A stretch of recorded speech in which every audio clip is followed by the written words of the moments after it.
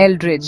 Eldridge एक ऐसा शहर जो हमेशा धुंध में डूबा रहता है। इसके राज उतने ही गहरे दफन हैं जितनी पुरानी गलियों में लगे बांज के पेड़ों की जड़ें। शहर के किनारे पर विडो हिल के ऊपर व्हिटमोर मैनर खड़ा था।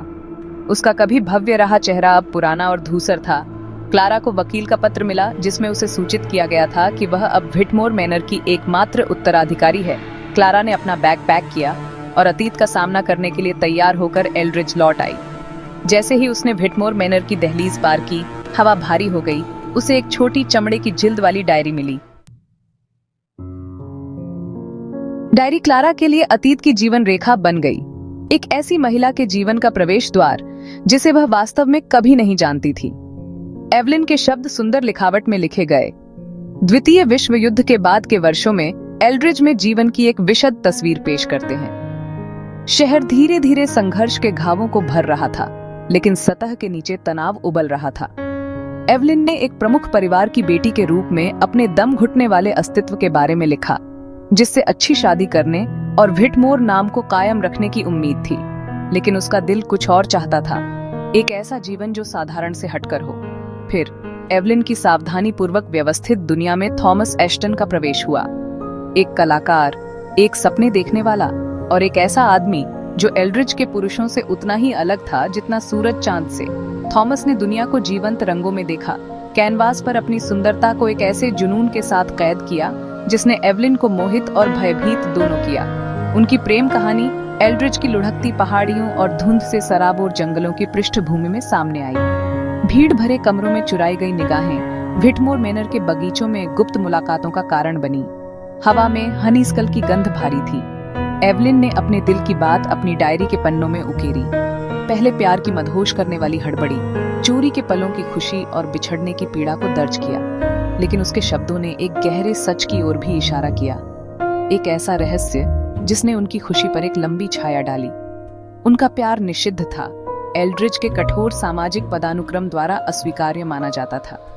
एक गरीब किसान के बेटे थॉमस को एल्ड्रिज के संस्थापक परिवारों में से एक की बेटी के लिए एक अनुपयुक्त मैच माना जाता था। उनका प्यार स्थापित व्यवस्था के लिए खतरा था, एक ऐसा घोटाला जो फूटने वाला था। जैसे जैसे क्लारा अपनी दादी की कहानी में उतरती गई, उसने खुद को थॉमस एश्टन के रहस्य की ओर आकर्षित पाया।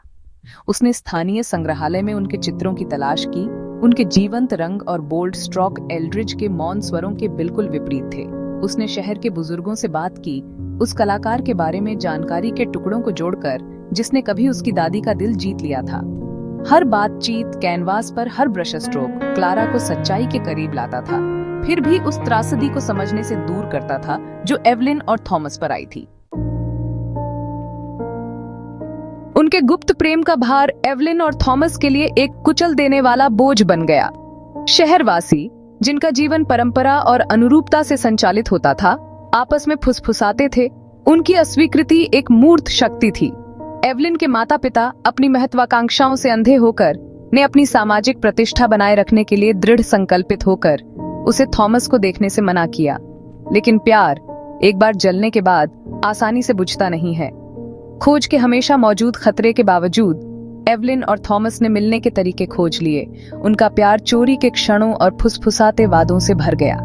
वे शहर के किनारे पर पुराने बांज के पेड़ की छाया में मिले।